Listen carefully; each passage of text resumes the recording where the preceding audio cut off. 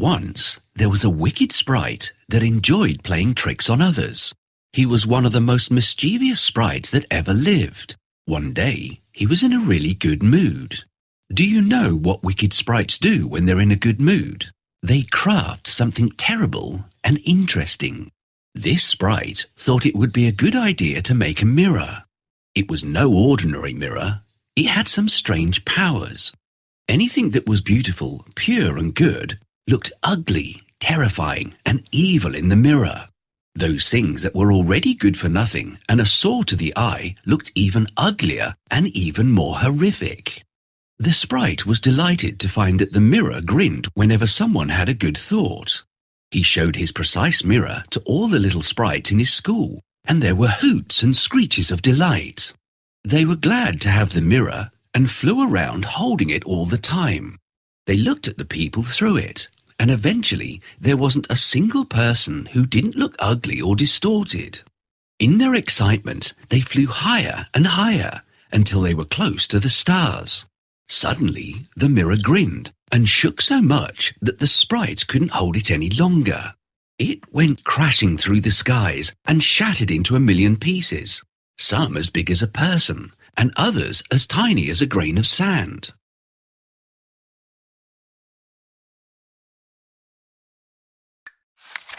It was only after it broke that the mirror worked even more evil than ever before. Anybody who got a grain of the shattered mirror in their eye saw the world as a bleak and ugly place. Some people got a splinter in their heart. Then the mirror sucked all the love out of the heart and turned it into a lump of snow, cold and cruel. Some of the broken pieces were as large as window panes. Some shards went into people's spectacles, and even when they looked at their friends through them, all they saw were horrible, distorted creatures. The shattered glass dust floated around in the air. The evil sprite was delighted because the mirror was working better than he'd ever hoped it would.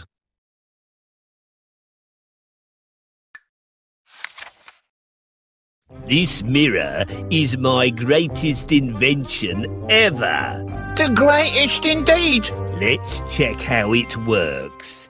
Everything should look disgusting in this mirror. Ha ha ha!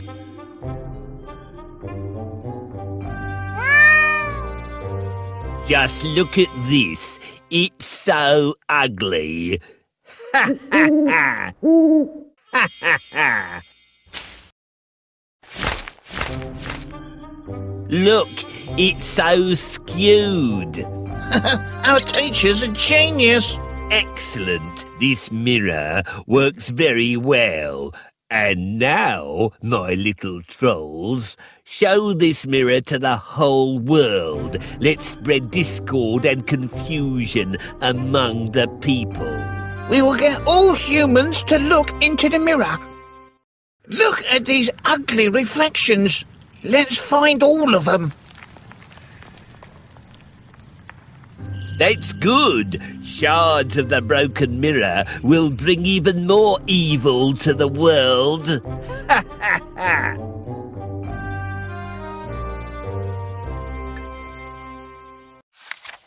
In a large town, there lived a boy and a girl, Kay and Gerda. They lived next door to each other, but anybody who saw them playing together would have thought they were brother and sister. The town was so crammed with houses that the people had no place for gardens. They were content with a couple of flower pots. But the children had something just about as good as a garden. At the place where the roofs of the two houses met, they had large wooden boxes with vegetables and lovely rose bushes. Sometimes they took their stools and sat among the bushes and pretended that they were in their own big garden. But when the winter came, the children could no longer sit outside. They had to be content with playing inside the house. One day, Gerda and Kay were sitting by the window in Kay's house. Kay's grandmother, who was looking at the snowflakes, said quietly, The white bees are swarming. Kay and Gerda looked at her in surprise. Grandma, do the bees have a queen? Kay asked. Oh, yes, they do. Said Grandma. Where the swarm hangs in thick clusters, she flies there. Sometimes she flies into towns and peeps in through the windows. When she does that, the most beautiful patterns form on the window pane. Have you both seen this happen? Kay and Gerda nodded. They'd seen it many times, so Grandma was telling the truth. That evening, when Kay was sitting by the window alone, he saw something remarkable. He noticed that one snowflake was larger and prettier than the rest and sparkled in the moonlight. The flake of snow grew larger and larger, and at last it was like a young lady dressed in the finest white gauze made of 1,000,000 little flakes like stars. She was so beautiful and delicate. But she was made of dazzling sparkling ice and was so full of life. She turned around to look at Kay. She nodded towards the window and beckoned with her hand. Kay was frightened and jumped down from the box. It seemed to him as if, at the same moment, a large bird flew past the window. The next day was very different. There was snowfall at first, but afterwards the sun shone brightly. Kay and Gerda cheered up because green leaves were sprouting on the trees, the birds were singing, and the windows were thrown wide open. That summer was very special because the roses that bloomed were prettier than ever before. Gerda learned a hymn that mentioned roses. She sang it to Kay, and he liked it very much.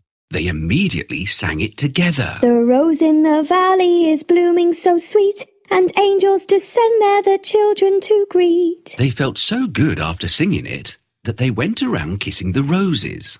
They enjoyed that summer thoroughly, and their memories were full of fresh rose bushes, warm sunshine, and laughter.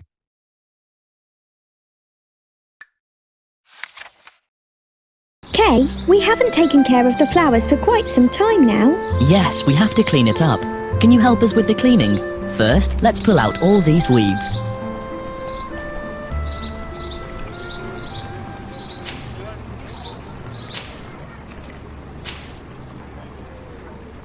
Good job! Now the flowers can grow without any hindrance. What's next?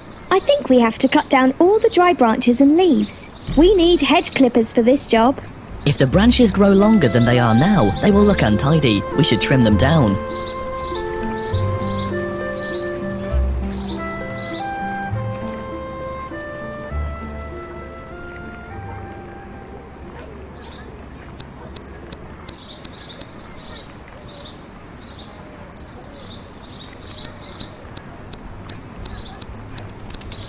Excellent! Now we need to water the flowers. We need a watering can.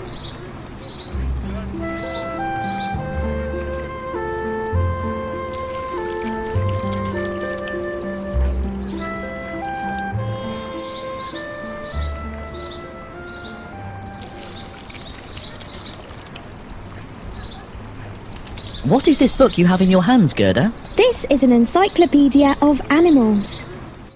We need to place each animal close to its own silhouette on the map. Help us. Exactly! This is an elephant. It lives in Asia and Africa. It is the biggest land animal in the world. That's right! This is a giraffe. It lives in Africa.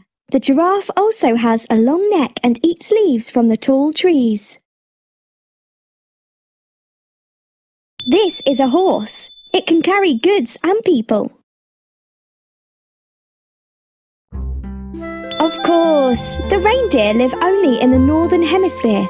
The reindeer help Santa Claus deliver presents at Christmas time. There are so many amazing animals that live in the world. I'm so glad my teacher gave me this book.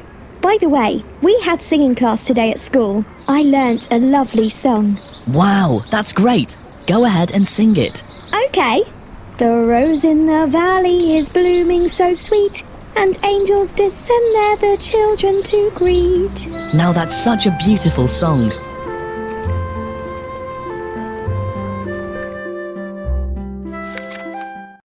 Gerda sat outside talking as the clock tower struck 5. And almost at the same moment, Kay felt something fall in his eye. He rubbed his eyes and splashed water on it, but whatever it was wouldn't come out. It was one of the splinters from the magic mirror. Another piece struck his heart, and even though it didn't hurt him, it slowly changed his heart into a lump of ice. Poor Kay had changed. He looked at the roses and made a face. How ugly those roses are. They are crooked and dull, said Kay. Gerda was surprised. Kay had never spoken like that before.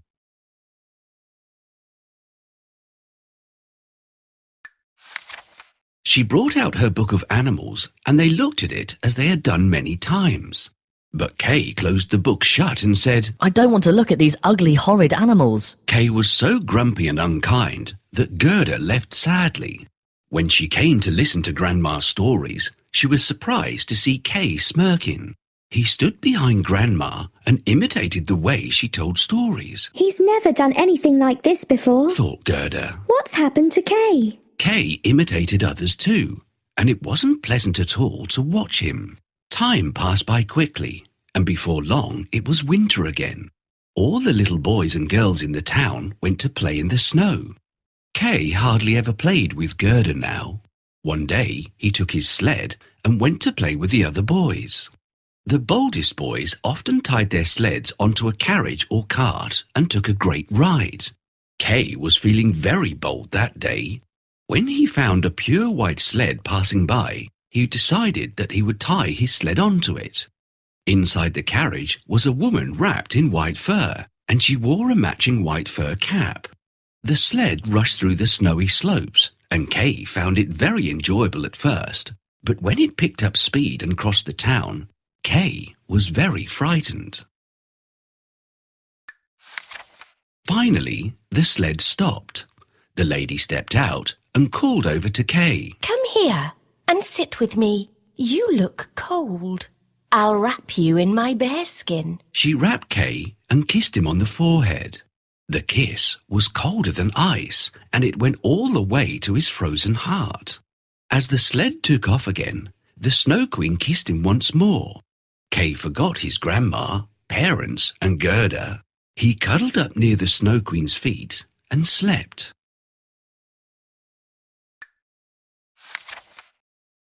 I'll show you the games we like to play. Sledding is my favourite game. Help me.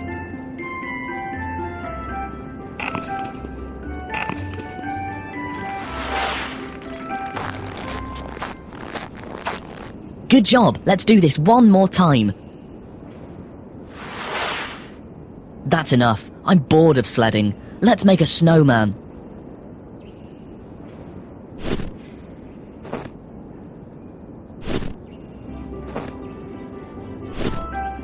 Our snowman looks nice, but we need to dress him up a little. Yes, this is exactly what I want. Wow, I can see a beautiful sled down there. I'd like to sled on it. We have to tie my sled to it. I do this often with my friends. Can you help me get there? Help me get to that beautiful sled.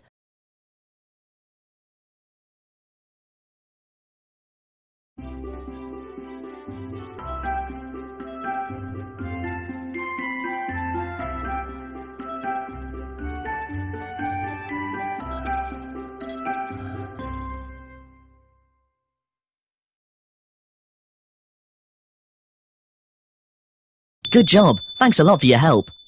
Let's go and don't stop.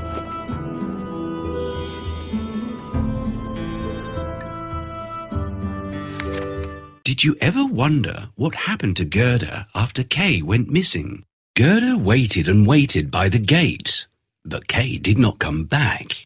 In the evening, she went to see the boys playing on their sleds. Did you see Kay? She asked. Oh yes, he tied his sled onto a big white sled and left the town, said one of the boys. Gerda was very sad. She waited and waited for Kay right through until spring. I wonder where Kay is. I hope he's safe, she thought one day. Don't worry. He's safe. The warm sunshine spoke softly. But Kay has gone forever. She wept. No, that's not true. The swallows sang. Somehow, Gerda felt better after that. She wondered what she ought to do. She went home and put on her favourite red shoes. She went to the river and spoke sadly to it. River, did you take my beloved Kay with you? Please take these shoes and give him back. She pleaded. She threw the shoes, but they were washed back onto the riverbank. I think I'll throw them farther, thought Gerda. Suddenly, she saw a boat lying among the rushes. She got into it, and from the boat, she threw her shoes as far as she could. The boat rocked and began to drift away from the shore. Gerda was scared, but she held on tight to the boat. I never thought it would be so frightening to travel on a boat all by myself, she thought. She drifted towards a cherry orchard with a little cottage right in the middle of it. Standing outside the cottage was an old woman with a crooked stick in her hand. Help! Save me! Gerda cried out. The woman looked up sharply, and before long, she came rushing towards the stream and gently lifted Gerda off the boat. Where were you going all by yourself in that boat? Asked the woman. Gerda told her about Kay and asked the woman if she had seen him, but she shook her head. The woman liked Gerda very much, and she'd always wanted a daughter like that. She knew a bit of witchcraft, though she was a nice and harmless woman. All she wanted was to have Gerda live with her. I'm sure the rose bushes in my garden will remind this little girl of her home and her friends, thought the woman. I'll use a bit of magic to hide them. She waved her crooked stick over the rose bushes, and they sunk into the ground. Then she softly combed Gerda's long hair and said, You shall live here, little girl, and we'll get along wonderfully. It was almost as if Gerda was under some sort of spell. She stayed with the woman for a long time. They lived very happily, but one day she noticed a rose in the woman's bonnet. The woman had forgotten to hide it. She went into the flower garden and searched everywhere for another rose, but she couldn't find one anywhere. Slowly, Gerda sat down on the ground. Oh, not a single rose can I see here, Gerda cried out. The hot tears from her eyes splashed on the earth, and immediately all the rose bushes pushed their way out of the ground. The moment she set eyes on the roses, all her memories of Kay came rushing back. The girl looked everywhere, but the woman was nowhere around. Without waiting for a moment, Gerda pushed open the rusty gate and ran out as fast as she could, even though nobody was chasing her. Oh, Kay, how did I forget you? Said Gerda. I must look after you. Spring and summer have passed and it's autumn already. Back in the cherry orchard, it had been spring forever, but outside, the leaves had turned yellow and autumn was fast approaching.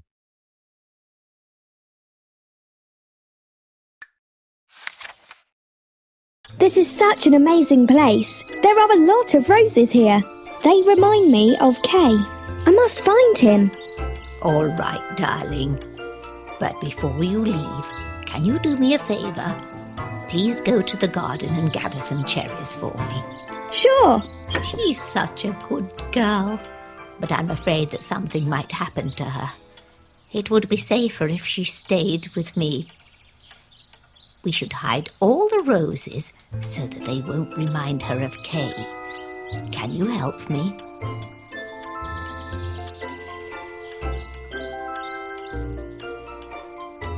That's good. Yes.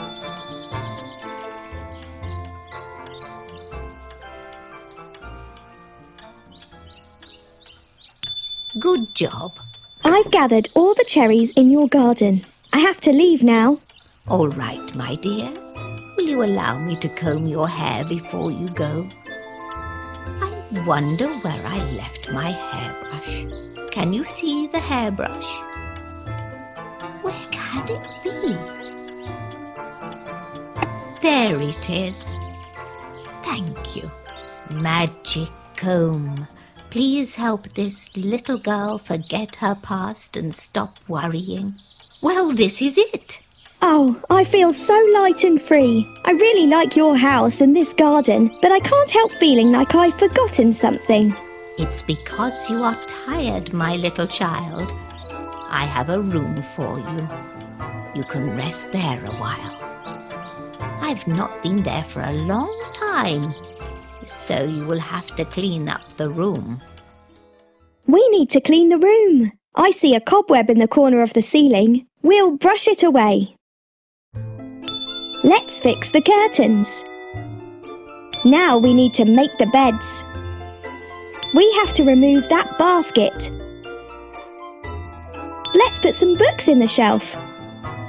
Ah, roses! The roses were missing in the garden. Oh, how could I have forgotten about Kay and our roses? I must leave.